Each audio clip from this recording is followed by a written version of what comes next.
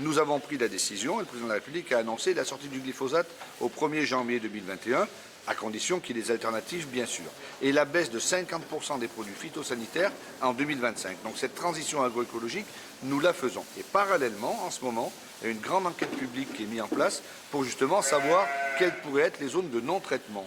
Ce que j'ai dit très tranquillement, c'est que 100 mètres ou 150 mètres, ça n'a aucun sens, ça serait une énorme artificialisation des terres agricoles dans notre pays.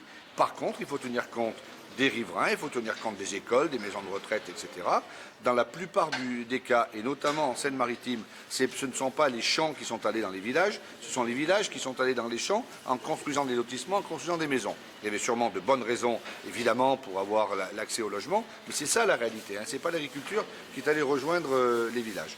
Donc nous lançons en ce moment, et il faut que ça aille vite à marche forcée, cette enquête publique, et la mise en place de travail de chartes de riverains sous l'autorité des préfets, avec le monde agricole, avec l'association des maires du département, avec les associations locales, etc., pour essayer de mettre en place des chartes de riverains et de faire du cousu humain. Sans cela, au 1er janvier, il y aura ce qu'on appelle des zones de traitement qui seront mises en place et en deçà desquelles, en fonction des endroits, on ne pourra pas traiter. Mais enfin, ce n'est pas la même chose